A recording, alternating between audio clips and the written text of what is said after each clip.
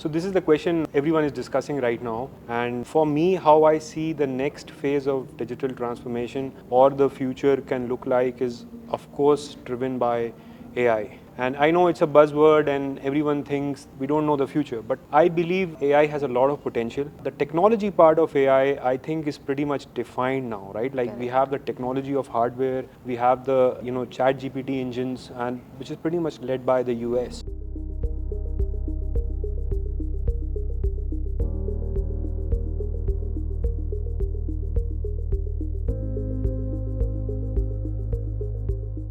Hi, you're watching The Mainstream. I am Simran Shiwalkar, your host for today, and we are in Hyderabad witnessing the latest chapter of the GCC Convert Summit and Awards 2025, brought to you by The Mainstream and presented by Airtel Business.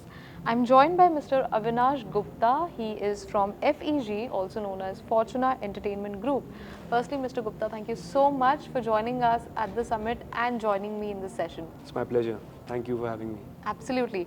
Let's lead with your experience. Today's core theme has revolved around GCCs with so many leaders from the space under one roof with a lot of discussions. How has it been so far?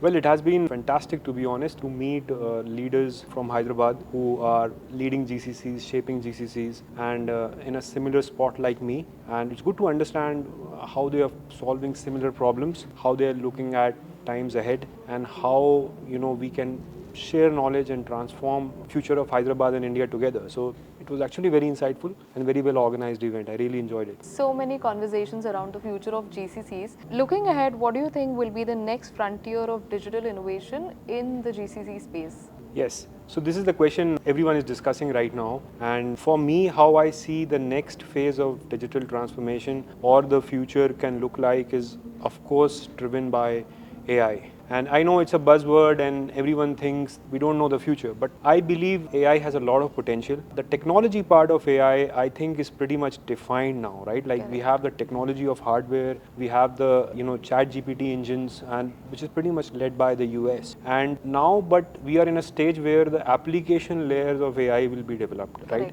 And that is the frontier which I think that India could really lead, and we could really build applications on top of AI. And you will see not even GCC, but the giants like TCS, Infosys, and the big companies, they will also be really, frontier in doing that. Correct. So I think India and also GCCs will be kind of leading the way with AI. And AI application layer, I see, can be the future of building GCC. Absolutely. I think now that we are talking about AI, innovation and automation, how do you think that can also, kind of lead to building high performing teams? What does the landscape look like? And especially with the GCC environment, how does it define the landscape? So high performing teams have a certain characteristics. For example, high performing teams primarily are very motivated teams. They look forward to solving problems. They look forward to working together, make a difference. And that is something which is driven by culture. So that's point one. But point two is high performing teams are also very, very driven by what's happening latest in the industry and technology. So now when I say AI is becoming part of day-to-day life of everyone, whether you are creating documents, slides, setting up meeting, composing emails, or writing code, for example, or testing or